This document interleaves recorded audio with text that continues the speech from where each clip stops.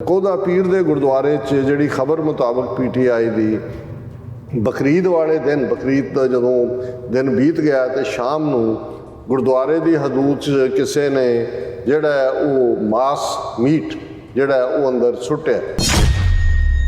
Police जिहड़ी है वो मुसलमानों के नेबरहुड से छापे मार रही है। CRPF सद लई है। सिख दुकानदारां नूं कहा जे तुसीं प्रोटेस्ट करो। मंडे नूं उन्होंने जिहड़ी है कॉल दी है कि असीं दुकानां बंद रखांगे। जालसाजी देखो कि जी CCTV कैमरिਆਂ ने मास सुटदा तो आया अंदर आंदे पर सुटिया किने ये सामने नहीं आया कौन है। ड्राफ्ट बिल एक इंडिपेंडेंट सो कॉल्ड कमीशन राही उन्हें लिया है कि जी असी यूपी दे विच जिहड़ी पॉपूलेशन है उहदे ते कंट्रोल करने। हुण जदों पॉपूलेशन कंट्रोल कहंदा वो ये कहण दी कोशिश करदा है कि मुसलमानां दे बच्चे ज़्यादा ने। काबड़ीए उन्होंने 10 दिन की यात्रा होएगी यूपी तो दिल्ली आना है इन्नी पुलिस लाती और वो काबड़ीए जड़े ने उन्होंने रस्ते कोई मीट की दुकान ना होए कोई ना होए कोई भड़काऊ ना होए। और ये सारा जिहड़ा ड्रामेबाजी इसलिए की जा रही है कि मुसलमानों नूं मारन दे लई फर्दर नस्लकुशी दे लई कोई ना कोई ग्राउंड तैयार की जाए।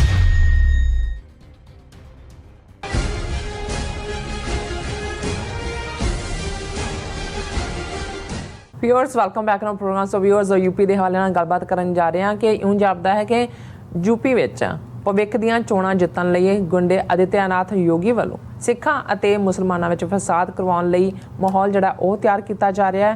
मीडिया रिपोर्ट अनुसार बकरीद के मौके ते कुछ शरारतियों वालों गुरुद्वारे की हदूद विच मास सुटिया गया।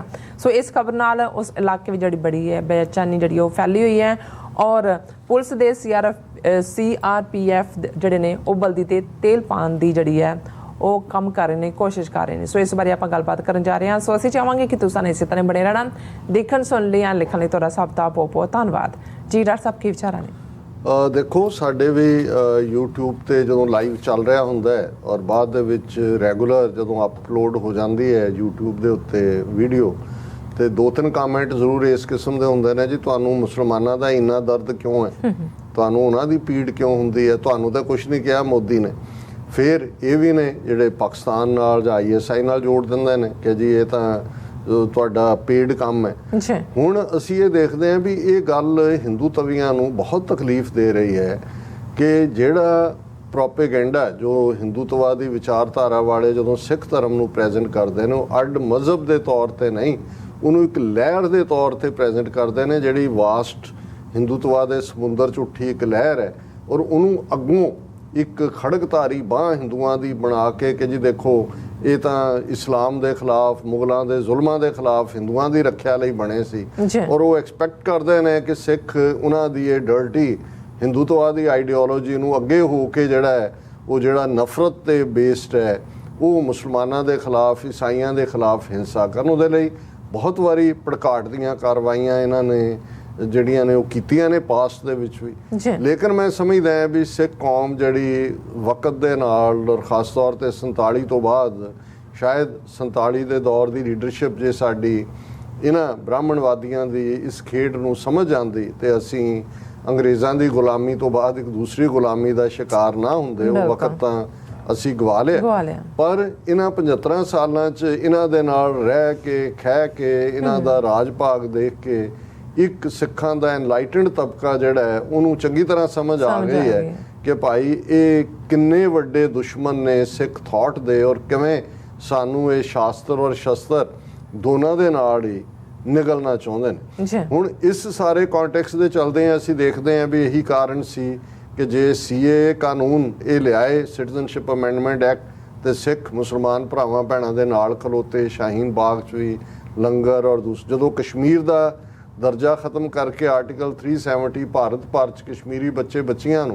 खास तौर पर बेटियां नूं एक खतरे च हिंदू तवीआं ने पा के जलील करना शुरू किया है। सिख दीवार बन के आके खलो गए उन्होंने महफूज अपने ठिकाणियां तक पहुँचाया और ये वरतारा अड अड मौकों पर ये बावजूद कि यूपी बिहार दूसरे तीसरे जिथे मुसलमानों के खिलाफ बहुत तेज़ी के नाल हिंसक और दूसरी कार्रवाइयाँ और गतिविधियाँ लोकल लैवल ते एडमिनिस्ट्रेशन वालों हो रही हैं पंजाब इस हवाले नाल दे बावजूद कि एक इशू ਗੁਜਰਾਂ ਦੇ ਨਾਲ ਟਕਰਾਅ ਦਾ ਖੜਾ ਕਰਕੇ ਉਹਨੂੰ ਇਹਨਾਂ ਨੇ ਭੜਕਾਉਣਾ ਚਾਹਿਆ।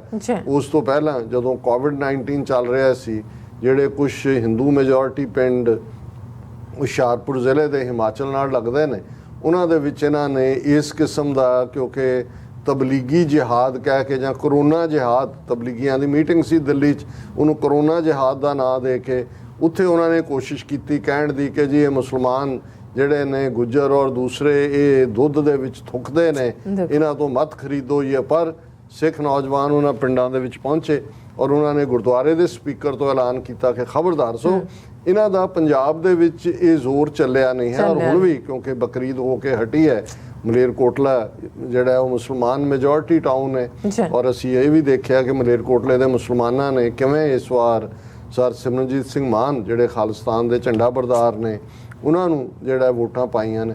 ਸੋ ਪੰਜਾਬ 'ਚ ਹਾਲ ਕੱਲ੍ਹ ਨੂੰ ਕੁਛ ਇਸ ਕਿਸਮ ਦਾ ਕਰਦੇ ਨੇ ਕਿਸੇ ਹੱਦ ਤੱਕ ਵੀ, ਕਿਉਂਕਿ ਡੀਪ ਇਨਫਿਲਟ੍ਰੇਸ਼ਨ ਹੈ। ਪਰ ਯੂਪੀ ਦੇ ਵਿੱਚ ਕਿਉਂਕਿ ਗੁੰਡਾ ਆਦਿੱਤਿਆਨਾਥ ਯੋਗੀ ਦਾ ਰਾਜ ਹੈ, ਉਹ ਤਾਂ ਸਿੱਧੇ ਐਡਮਿਨਿਸਟ੍ਰੇਸ਼ਨ ਨੂੰ ਦੂਸਰਾ ਵਰਤ ਹੀ ਰਿਹਾ ਮੁਸਲਮਾਨਾਂ ਦੇ ਖਿਲਾਫ। ਈਵਨ ਹੁਣ ਇੱਕ ਜਿਹੜਾ ਡਰਾਫਟ ਬਿੱਲ ਇੱਕ ਇੰਡੀਪੈਂਡੈਂਟ ਸੋ ਕਾਲਡ ਕਮਿਸ਼ਨ ਰਾਹੀਂ ਉਹਨੇ ਲਿਆ ਕਿ ਜੀ ਅਸੀਂ ਯੂਪੀ ਦੇ ਵਿੱਚ ਜਿਹੜੀ ਪੋਪੂਲੇਸ਼ਨ ਹੈ ਉਹਦੇ 'ਤੇ ਕੰਟਰੋਲ ਕਰਨਾ।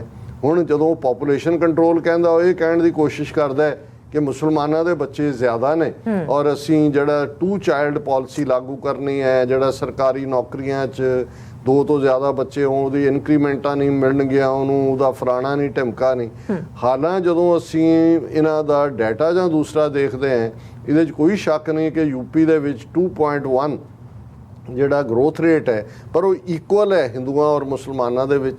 ਕਸ਼ਮੀਰ 'ਚ ਜਿਹੜਾ ਮੁਸਲਮਾਨ ਮੈਜੋਰਿਟੀ ਸੂਬਾ ਹੈ, ਉਹਦੇ 'ਚ 1.3% ਹੈ ਗਰੋਥ ਰੇਟ ਮੁਸਲਮਾਨਾਂ ਦਾ ਪਿਛਲੇ ਦਹਾਕੇ ਦੇ ਵਿੱਚ। ਸੋ ਇਹ ਇੱਕ ਪ੍ਰੋਪਰ, ਕਿਉਂਕਿ ਹੁਣ ਚੋਣਾਂ ਆ ਰਹੀਆਂ ਨੇ 2024 ਦੇ ਵਿੱਚ, ਵੈਸੇ ਹੁਣ 2022 ਤਾਂ ਲੰਘ ਰਿਹਾ, 2024 'ਚ ਪਾਰਲੀਮੈਂਟ ਦੀਆਂ ਚੋਣਾਂ ਹੋਣੀਆਂ ਨੇ। ਸੋ ਆਲਰੇਡੀ ਮੁਸਲਮਾਨਾਂ ਦੇ ਖਿਲਾਫ ਨਫ਼ਰਤ ਔਰ ਐਤਕੀ ਬਕਰੀਦ ਦੇ ਮੌਕੇ 'ਤੇ ਬਹੁਤ ਸਾਰੀਆਂ ਥਾਵਾਂ 'ਤੇ ਕੁਰਬਾਨੀ ਦੇ ਲਈ ਉਹਨਾਂ ਨੂੰ ਜਿਹੜੀ ਥਾਂ ਹੀ ਨਹੀਂ ਦਿੱਤੀ ਗਈ। ਹੁਣ ਇੱਕ ਹੋਰ ਡਰਾਮਾ ਉਹਨੂੰ ਕਾਵੜੀਏ ਕਿ ਕੀ ਕਹਿੰਦੇ ਨੇ, ਉਹ ਗੁੰਡੇ ਜਿਹੇ ਸਾਧੂ ਨੇ ਕਿ ਜੀ ਕਾਵੜੀਏ ਉਹਨਾਂ ਦੀ 10 ਦਿਨ ਦੀ ਯਾਤਰਾ ਹੋਏਗੀ, ਯੂਪੀ ਤੋਂ ਦਿੱਲੀ ਆਣਾ, ਇੰਨੀ ਪੁਲਿਸ ਲਾਤੀ। ਔਰ ਉਹ ਕਾਵੜੀਏ ਜਿਹੜੇ ਨੇ ਉਹਨਾਂ ਦੇ ਰਸਤੇ 'ਚ ਕੋਈ ਮੀਟ ਦੀ ਦੁਕਾਨ ਨਾ ਹੋਏ, ਕੋਈ ਨਾ ਹੋਏ, ਕੋਈ ਭੜਕਾਊ ਨਾ ਹੋਏ। ਔਰ ਇਹ ਸਾਰਾ ਜਿਹੜਾ ਡਰਾਮੇਬਾਜ਼ੀ ਇਸ ਲਈ ਕੀਤੀ ਜਾ ਰਹੀ ਹੈ ਕਿ ਮੁਸਲਮਾਨਾਂ ਨੂੰ ਮਾਰਨ ਦੇ ਲਈ, ਫਰਦਰ ਨਸਲਕੁਸ਼ੀ ਦੇ ਲਈ ਕੋਈ ਨਾ ਕੋਈ ਗਰਾਊਂਡ ਤਿਆਰ ਕੀਤੀ ਜਾਏ। ਔਰ ਉਹਦੇ 'ਚ ਉਦੈਪੁਰ ਦੀ ਘਟਨਾ ਜੋ ਰਾਜਸਥਾਨ 'ਚ ਵਾਪਰੀ, ਉਹ ਟੇਲਰ ਨੂੰ ਮਾਰਿਆ ਕਿਸੇ ਨੇ, ਉਹਨੂੰ ਲੈ ਕੇ ਉਹਨੂੰ ਜਿਹਾਦੀਆਂ ਨਾਲ, ਮੁਸਲਮਾਨਾਂ ਨਾਲ ਜੋੜ ਰਹੇ ਨੇ। ਪਰ ਇੱਕ ਜਿਹੜਾ ਖਤਰਨਾਕ ਪੱਤਾ, ਕਿਉਂਕਿ ਇਹ ਨੀਤੀਆਂ ਤਾਂ ਇਹਨਾਂ ਦੀਆਂ, ਜਿਹੜਾ ਉਹਨਾਂ ਦੇ ਕੁਝ ਇਮਾਨਦਾਰ ਜਰਨਲਿਸਟ ਵੀ ਨੇ, ਉਹ ਸਮਝਦੇ ਨੇ ਕਿ ਭਾਈ ਉਹ ਤਾਂ ਵਿਚਾਰੇ ਇੱਕ ਵਿਕਟਮ ਵਾਂਗ ਆਪਣੀ ਡਰੇ ਹੋਏ ਬੈਠੇ ਹੋਏ ਨੇ ਮੁਸਲਮਾਨ, ਉਹਨਾਂ ਨੇ ਕੀ ਵਾਇਲੈਂਸ ਕਰਨੀ ਹੈ ਤੇ ਕੀ ਹੈ। ਪਰ ਉਹਨਾਂ ਨੂੰ, ਔਰ ਖਾਸ ਤੌਰ ਤੇ ਯੋਗੀ ਨੂੰ ਲੱਗਦਾ ਹੈ ਕਿ ਭਾਈ ਸ਼ਾਇਦ ਇਹ ਜਿਹੜੇ ਮੈਂ ਪੱਤੇ ਖੇਡ ਰਹੇ ਹਾਂ, ਇਹ ਮੈਨੂੰ ਜਿੱਤ ਵੱਲ ਨਾ ਲਿਜਾਣ ਜਾਂ ਹਿੰਦੂਤਵਾ ਦੇ ਏਜੰਡੇ ਨੂੰ ਨਾ।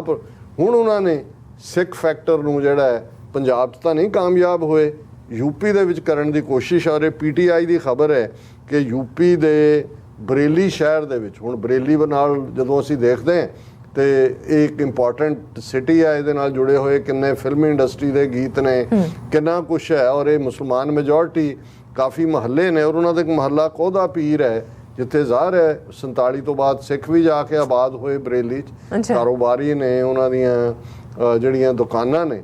ਔਰ ਹੁਣ ਕੋਹਦਾਪੁਰ ਦੇ ਗੁਰਦੁਆਰੇ, ਕੋਹਦਾ ਪੀਰ ਦੇ ਗੁਰਦੁਆਰੇ 'ਚ ਜਿਹੜੀ ਖਬਰ ਮੁਤਾਬਕ PTI ਦੀ, ਬਕਰੀਦ ਵਾਲੇ ਦਿਨ, ਬਕਰੀਦ ਦਾ ਜਦੋਂ ਦਿਨ ਬੀਤ ਗਿਆ ਤੇ ਸ਼ਾਮ ਨੂੰ ਗੁਰਦੁਆਰੇ ਦੀ ਹਦੂਦ 'ਚ ਕਿਸੇ ਨੇ ਜਿਹੜਾ ਉਹ ਮਾਸ ਮੀਟ ਜਿਹੜਾ ਉਹ ਅੰਦਰ ਸੁੱਟਿਆ। ਹਾਲਾਂਕਿ ਉਹ ਇਹਨਾਂ ਦੀ ਖਬਰ ਹੀ ਹੈ। ਹੁਣ ਤੁਸੀਂ ਇਹਨਾਂ ਦੀ ਜਾਲਸਾਜ਼ੀ ਦੇਖੋ ਕਿ ਜੀ CCTV ਕੈਮਰਿਆਂ ਨੇ ਮਾਸ ਸੁੱਟਦਾ ਤਾਂ ਆਇਆ ਅੰਦਰ ਆਉਂਦਾ, ਪਰ ਸੁੱਟਿਆ ਕਿਨੇ ਹੈ ਇਹ ਸਾਹਮਣੇ ਨਹੀਂ ਆਇਆ ਕੌਣ ਹੈ। ਹੁਣ ਪੁਲਿਸ ਜਿਹੜੀ ਹੈ ਉਹ ਮੁਸਲਮਾਨਾਂ ਦੇ ਨੇਬਰਹੁੱਡ ਤੇ ਛਾਪੇ ਮਾਰ ਰਹੀ ਹੈ, CRPF ਸੱਦ ਲਈ ਹੈ, ਸਿੱਖ ਦੁਕਾਨਦਾਰਾਂ ਨੂੰ ਕਿਹਾ ਜੇ ਤੁਸੀਂ ਪ੍ਰੋਟੈਸਟ ਕਰੋ। ਮੰਡੇ ਨੂੰ ਉਹਨਾਂ ਨੇ ਜਿਹੜੀ ਹੈ ਕਾਲ ਦਿੱਤੀ ਹੈ ਕਿ ਅਸੀਂ ਦੁਕਾਨਾਂ ਬੰਦ ਰੱਖਾਂਗੇ। ਸੋ ਅਸੀਂ ਇਹ ਵਾਰਨ ਕਰਨਾ ਚਾਹੁੰਦੇ ਹਾਂ, ਔਰ ਮੈਂ ਸਮਝਦਾ ਵੀ ਇਸ ਮਾਮਲੇ 'ਚ ਜਿਹੜੇ ਸ਼੍ਰੋਮਣੀ ਕਮੇਟੀ ਔਰ ਦੂਸਰੀਆਂ ਸੰਸਥਾਵਾਂ ਨੇ ਉਹਨਾਂ ਦਾ ਦਿੱਲੀ ਕਮੇਟੀ ਮੈਂ ਨਹੀਂ ਕਹਾਂਗਾ ਕਿ ਉਹ ਤਾਂ ਮਨਜਿੰਦਰ ਸਿਰਸੇ ਦੀ ਆ, ਉਹ ਤਾਂ ਅੱਜ ਕੱਲ੍ਹ 'ਚ ਉਹ ਵੀ ਹੋਰ ਭੜਕਾਊ ਬਿਆਨ ਦੇਗਾ। ਔਰ ਇਸੇ ਤਰ੍ਹਾਂ ਬਾਕੀ ਕਮੇਟੀਆਂ ਵੀ ਇਵੇਂ ਹੀ ਉਹਨਾਂ ਨੇ ਬਣਾ ਲਈਆਂ ਹੋਈਆਂ ਨੇ। ਜਿਹੜੀ ਉਹ ਪਟਨਾ ਸਾਹਿਬ ਕਮੇਟੀ ਆ, ਹਜ਼ੂਰ ਸਾਹਿਬ ਤਾਂ ਹੈ ਹੀ ਸ਼ਿਵ ਸੈਨਾ ਦੇ ਥੱਲੇ, ਔਰ ਇਹਨਾਂ ਦਾ ਸੋ ਘੱਟੋ ਘੱਟ ਸ਼੍ਰੋਮਣੀ ਕਮੇਟੀ ਜਿਹੜੀ ਇਸ ਵੇਲੇ ਕਿਉਂਕਿ ਪਾਵਰ ਤੋਂ ਬਾਹਰ ਨੇ, ਅਦਰਵਾਈਜ਼ ਇਹ ਵੀ ਉਹਨਾਂ ਦੀ ਐਕਸਟੈਂਸ਼ਨ ਹੀ ਹੈ, ਪਰ ਹੁਣ ਉਹਨਾਂ ਨੂੰ ਬੰਦੀ ਸਿੱਖ ਵੀ ਯਾਦ ਆਉਂਦੇ ਨੇ, ਦੂਸਰੇ ਵੀ ਉਹਨਾਂ ਨੇ ਜਿਹੜੇ ਨੇ ਕੁਝ ਮੁੱਦਿਆਂ ਦੇ ਉੱਤੇ ਗੱਲ ਕਰਨੀ ਸ਼ੁਰੂ ਕੀਤੀ ਹੈ ਕਿਉਂਕਿ ਬਾਦਲ ਵਾਪਸ ਸਿੱਖਾਂ 'ਚ ਆਪਣੀ ਕ੍ਰੈਡੀਬਿਲਿਟੀ ਬਣਾਉਣਾ ਚਾਹੁੰਦੇ ਨੇ। ਸੋ ਅਸੀਂ ਸਮਝਦੇ ਹਾਂ ਵੀ ਸ਼੍ਰੋਮਣੀ ਕਮੇਟੀ ਨੂੰ ਫੌਰਨ ਆਪਣੀ ਟੀਮ ਭੇਜਣੀ ਚਾਹੀਦੀ ਹੈ ਬਰੇਲੀ। ਬਾਕੀ ਪੰਥਕ ਜਥੇਬੰਦੀਆਂ ਵੀ ਜਿਹੜੀਆਂ ਪੰਜਾਬ ਦੇ ਵਿੱਚ ਜਾਗਰੂਕ ਨੇ, ਇਹ ਵਾਰਨ ਕਰਨਾ ਚਾਹੀਦਾ ਵੀ ਇਹ ਇਹਨਾਂ ਦਾ ਏਜੰਡਾ ਹੈ, ਬੀਜੇਪੀ ਦਾ, ਆਰਐਸਐਸ ਦਾ। ਇਹ ਸਿੱਖਾਂ ਮੁਸਲਮਾਨਾਂ 'ਚ ਫਸਾਦ ਦੇ ਲਈ ਗਰਾਊਂਡ ਤਿਆਰ ਕਰ ਰਹੇ ਨੇ ਤਾਂ ਕਿ ਸਿੱਖਾਂ ਨੂੰ ਇਹ ਵਰਤਣਾ ਚਾਹੁੰਦੇ ਨੇ। ਇਹ ਸਾਰੇ ਜਿਹੜਾ ਉਹਨਾਂ ਦਾ ਨੈਫੀਰੀਅਸ ਏਜੰਡਾ ਹੈ, ਔਰ ਇਸ ਤੋਂ ਖਬਰਦਾਰ ਹੋਣਾ ਚਾਹੀਦਾ। ਜੀ ਡਾਕਟਰ ਸਾਹਿਬ ਤੁਹਾਡਾ ਬਹੁਤ ਬਹੁਤ ਸ਼ੁਕਰੀਆ। ਸੋ ਇੱਥੇ ਲੈਣਾ ਬ੍ਰੇਕ। ਵਿਊਅਰਸ ਤੁਸੀਂ ਕਿਤੇ ਨਹੀਂ ਜਾਣਾ, ਮਿਲਦੇ ਹਾਂ ਛੋਟੇ ਜਿਹੇ ਬ੍ਰੇਕ ਤੋਂ ਬਾਅਦ।